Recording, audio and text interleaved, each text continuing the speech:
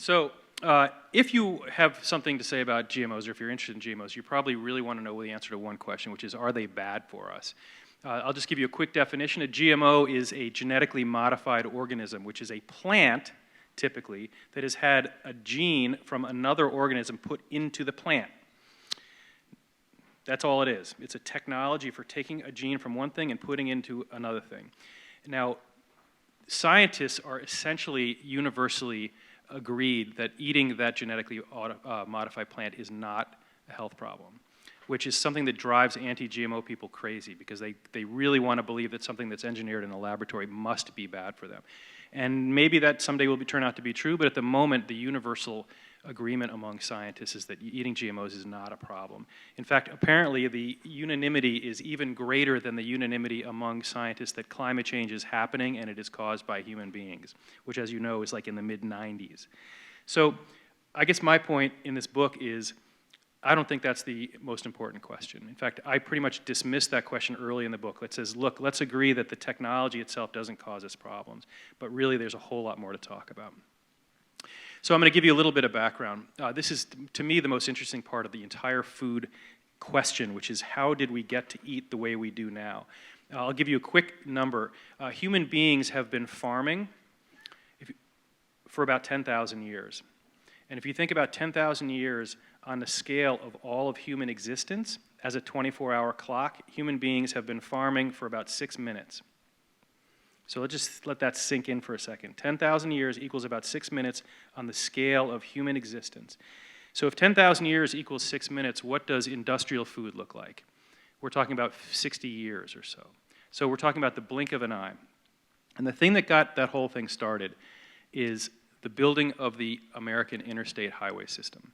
So think about this for a second. I don't know if you know this, but the interstate highway system was originally built as a mechanism for what we would now call homeland security. It's a way to move troops and vehicles around the country to make sure we never get invaded. And I guess you could say so far it's worked. Although, I guess you could say we've not been invaded by road. We have got highway systems around this country that is really kind of staggering to think about in the aggregate. Think about I-95 all the way to the West Coast, where you have I-5, and from north to south, I-90 all the way down to I-10. And for our purposes, I'd like you to think about the beltways around the cities, the beltway around Baltimore, the beltway around DC, the beltway around Philadelphia, the beltways around Atlanta, and think about what those things did to the landscape. The building of these roads started the greatest transformation of a civilization in the history of humankind. Because, we now have 47,000 miles of interstates. Now that does not include state roads, it doesn't include local county roads, that's only the biggest roads, those big interstates. Now you have to think, what did that allow us to do? It allowed all the soldiers coming back after World War II to get on these big roads, go out into the countryside and build houses, and then drive back into the city to work. And this is where suburbanization of the United States happened. Because, of course, what we had to do to live outside in the country is build a whole lot of houses. And what did they get built on top of? They got built on top of farms. So in the state of Maryland, our hometown, we have lost, just in the last 40 years, 1 million acres of farmland and forest, just in the last 40 years, to tract housing. So as we say now, we don't grow food on our farms, we grow houses on our farms. Anybody in this room, unless you're about, I guess, 25 years old or younger, we all grew up with this. We all grew up with signs all over farmland saying, selling out, going bankrupt, whatever it is, a subdivider coming in and paying a farmer to buy his land. There are all kinds of reasons for that, but one of the primary reasons is that the land prices jumped so much that it became impossible for farmers to maintain income when developers were offering them so much money. So the number that you will hear is, since the 1930s, the United States has lost 4 million small family farms. 4 million small family farms. Most of them were on the East Coast and the West Coast, and they migrated to the middle of the country. So now what you see, instead of lots and lots of local farms around the United States growing quirky, local, regional cuisine, crops, what we have is gargantuan industrial farms in the middle of the country. These numbers add up to more than 200 million acres. Now, like I said, in the longer version of this talk, I would talk at length about the ecological problems of having 200 million acres of monoculture industrial crops. This is an ecological disaster, which science is only really now beginning to quantify. So in other words, a very diverse American foodscape has become radically monochrome.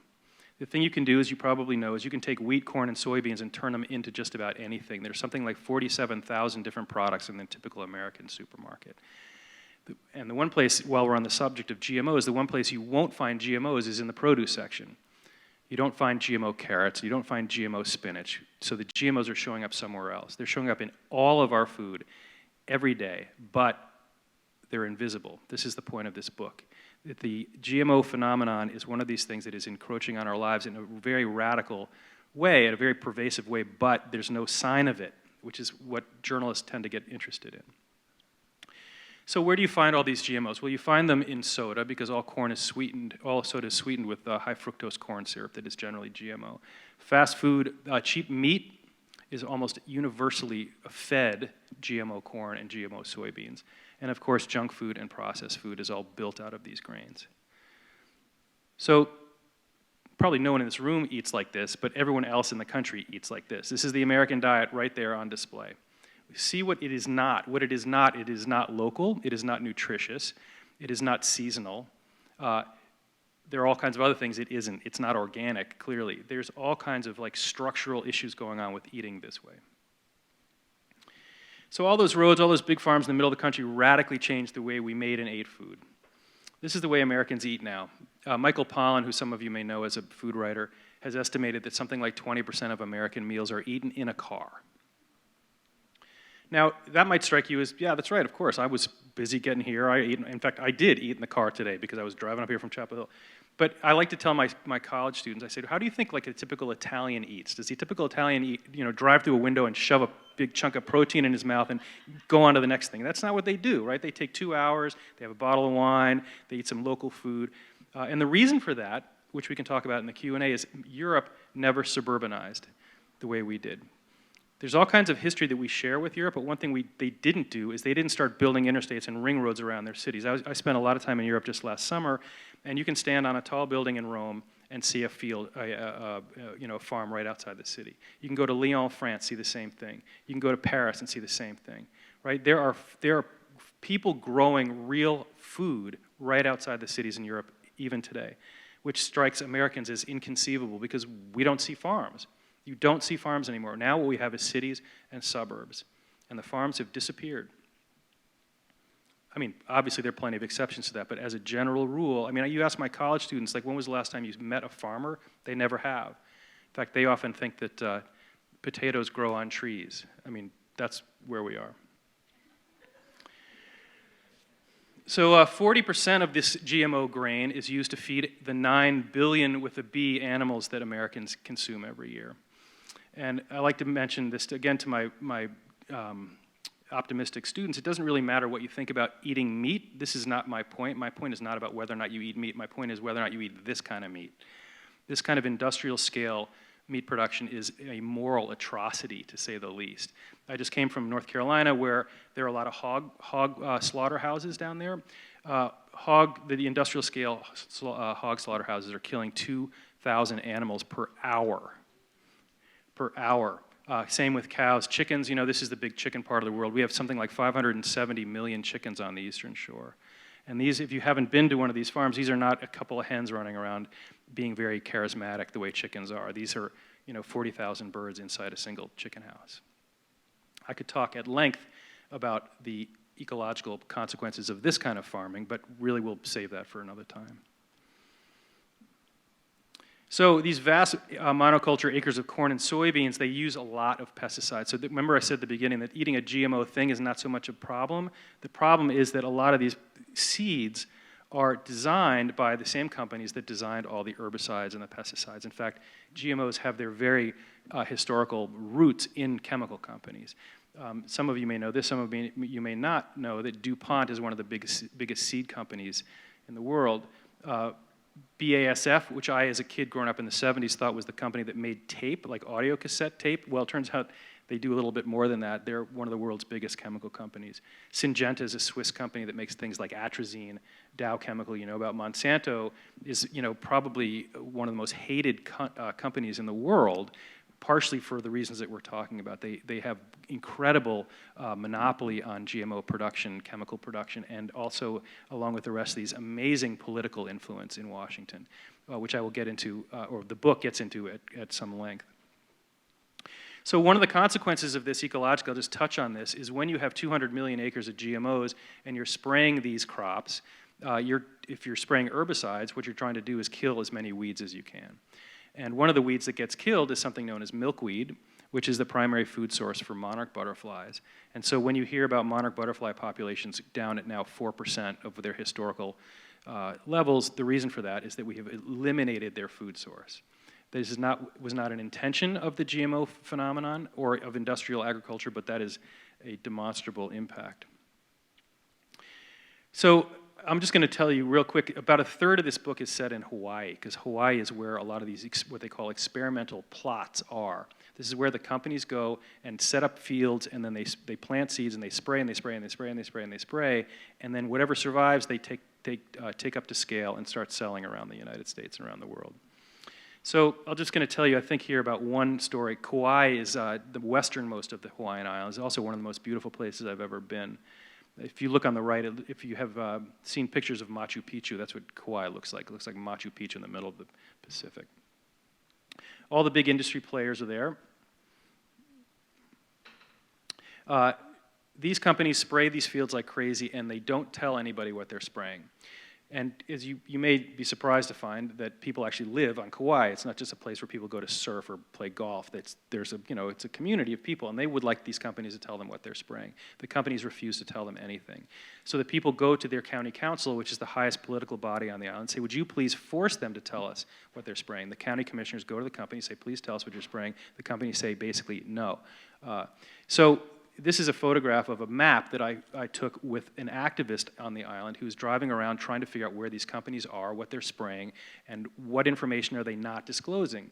So if you look up there, Pioneer, BASF, Syngenta, Dow, these are the acreages that she's been able to quantify by driving around in her pickup truck trying to figure out what these companies are doing, with absolutely not one iota of help from these companies.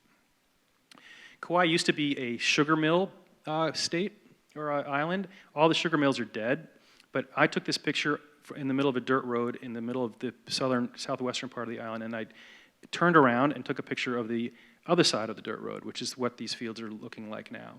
So you have a lot of the big companies doing very secretive, like aggressively secretive research on their seeds and their chemicals.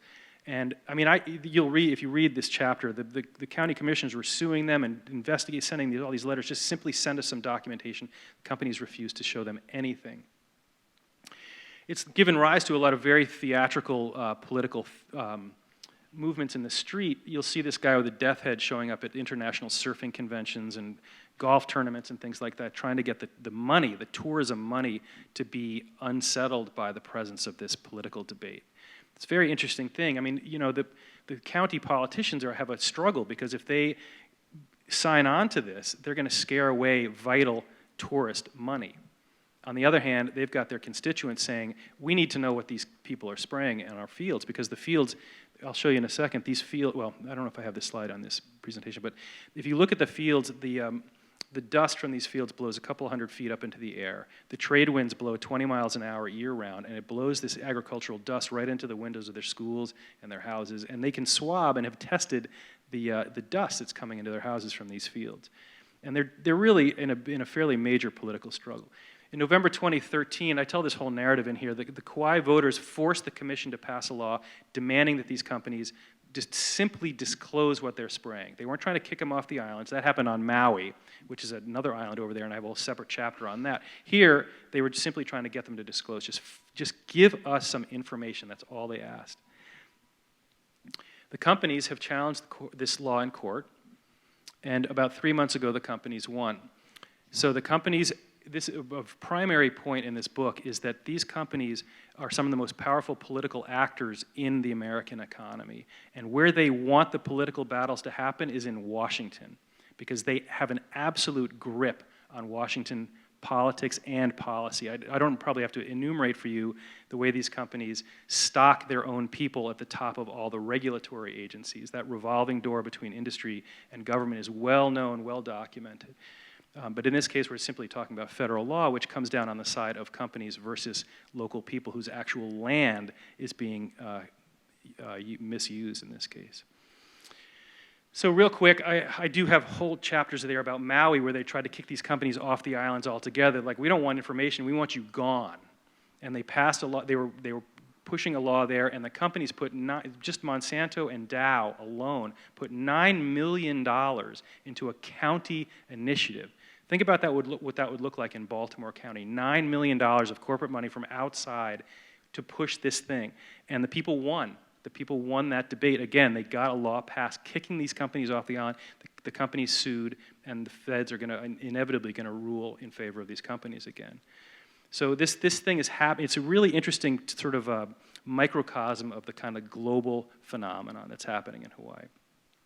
But just because you ought to know that this book is not like this anti-GMO polemic, I do spend quite a bit of time talking about the positive uses of the technology. The third island I visited besides Kauai and Maui is the Big Island, where there is a vibrant papaya crop. In the 1950s, there was something known as papaya ring spot virus. It started to damage all these trees, and by the 80s, it had jumped over to the Big Island. And these people, these farmers, were freaking out, trying to figure out how they were going to save their livelihood. So luckily, there was a very famous local agricultural researcher named Dennis Gonsalves, who has become a kind of a world-famous guy because this emergency call came to him, and he rapidly turned around a GMO papaya that was resistant to this virus. It was almost like creating an immune system for these papaya. So now, if you go visit, this is, again, just these photos just taken with my iPhone. I just visited these papaya plantations with him, and now you have a very vibrant papaya economy there. This is all GMO papaya. Now, you may hate GMOs, but this guy, Dennis Gonsalves, he's very feisty about the anti-GMO thing. He's like, I don't really care what you have to say about GMOs. I'm trying to save these farmers. So this is known as the Rainbow Papaya. You can't buy it on the East Coast because it doesn't ship over here, but if you were in California, you could get Rainbow Papaya. And they have quite a number of farm labor there that depends on these plantations as well. So this is an example of the science being used to help real people, real farmers, real workers, not corporate agriculture. There's more to say about this, but I'm going to just end by telling you that it's very easy for most of us to get angry at corporations or at the government, and they both deserve a whole lot of energy from us. There's no question about it. But we also have to remember that consumers are also, as Wendell Berry so famously said, that eating is an agricultural act. So when you eat, you are now the last stage of the whole agricultural process. So we have to take responsibility for what we do. And what I think we need to do, first of all, and primarily, is to support local farmers. We want to be giving our money directly to people who grow food in our neighborhood. Whether you think of your neighborhood as your county or your state or even your region, doesn't matter, but we want real people growing real food, and also, by the way, a much greater diversity of food. There's a lot of slides I didn't include here that talk about the 97% drop in diversity of the foods that Americans have access to now. And I'm not talking about in Baltimore City, I'm talking about anywhere, 97% drop. So local farmers, CSAs, this is critical. This is One Straw Farm. I've been part of their CSA for a long time. I also, at the University of Delaware, I like to take my English majors out there and show them where potatoes actually grow, which is not on trees, but in the dirt. And I actually think this is, I'm sort of making light of this, but I actually think this is critical. I think it's not just ag students that need to know about food, it's everybody that needs to know about food. Once these kids have planted some lettuce or planted some potatoes, they're never going to forget it, and they're also going to learn a whole lot more respect for people who actually do grow food. One corollary problem that we've come up with, as you know, is we have radically devalued manual labor in this country.